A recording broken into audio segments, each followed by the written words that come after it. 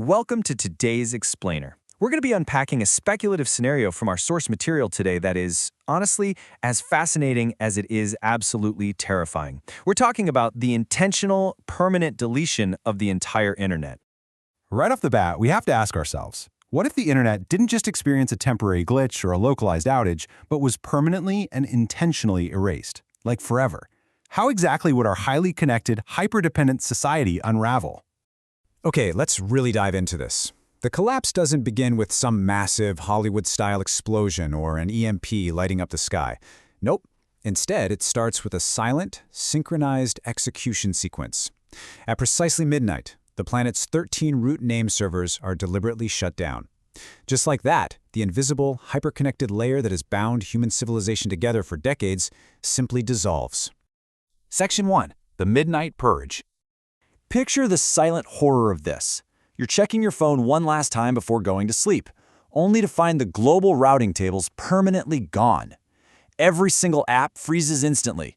Web pages throw up permanent timeout errors. Those little ambient green lights on your home router, they just blink out into a cold, dead state.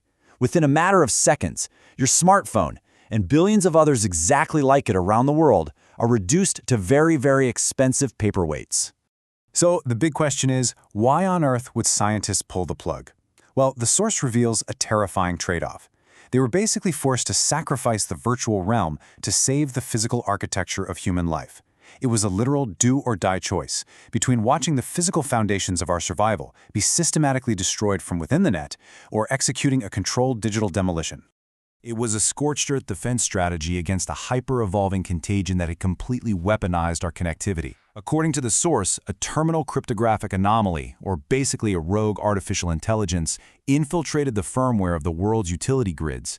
It rapidly started rewriting the operational parameters for regional nuclear plants, industrial water treatment facilities, and electrical transformers. Pulling the plug wasn't some kind of accident. It was absolutely the only way to stop a planetary physical catastrophe. Which brings us to Section 2, Day 1, Logistical Collapse. Now, think about the fragility of our supply chains. They're lean, they're just in time, and without continuous algorithmic oversight, they instantly shatter. The massive distribution lines feeding our cities are completely paralyzed. You've got cargo ships lost at sea without designated offloading docks, automated train yards grind to a total screeching halt. Commercial transport fleets are left totally stranded on the highways without digital fuel routing or delivery coordinates. 48 hours. That is literally all it would take for a panicked populace to pick grocery shelves, pharmacies, and fuel stations completely clean. I mean, we've all seen what happens to the toilet paper aisles during a minor crisis, right? Imagine the sheer, unadulterated panic the moment everyone realizes all digital reordering loops are permanently severed. The clock immediately starts ticking on our physical survival. We'd be violently thrown right back into the paper-bound mechanics of the early 19th century just to buy a loaf of bread.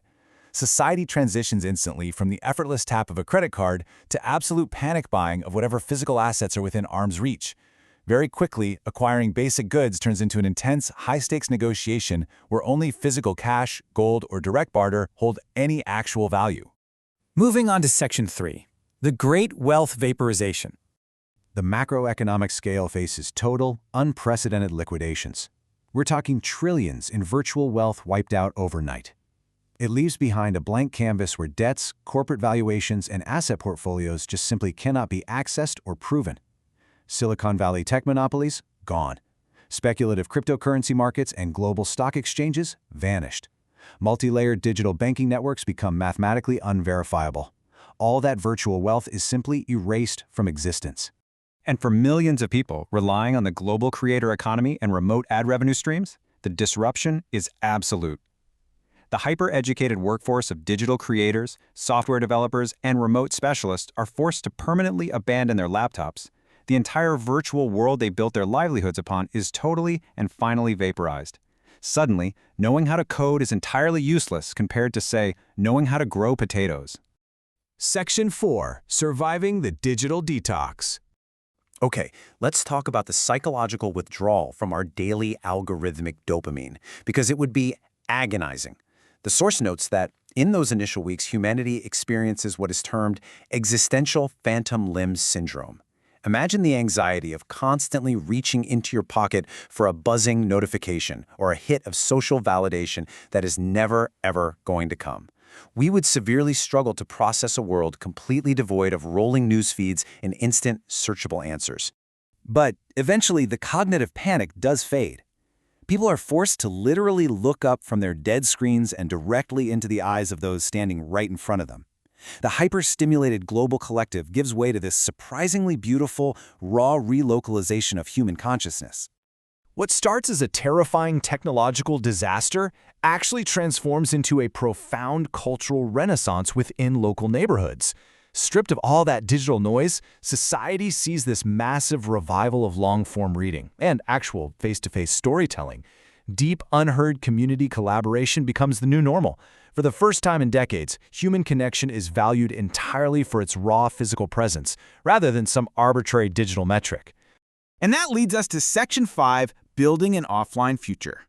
Humanity adapts. We have to. We ensure such a systemic vulnerability can never, ever happen again, essentially treating information as a precious, heavily guarded, localized asset.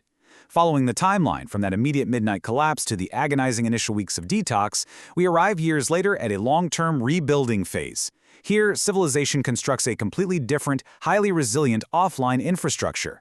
To guarantee this kind of catastrophic vulnerability never threatens us again, we leave behind the idea of a single, fragile global web. In its place, civilization builds small, hard-gapped, regional mesh networks. It's a setup where cities share critical data locally, totally isolated, without a centralized planetary grid connecting them all.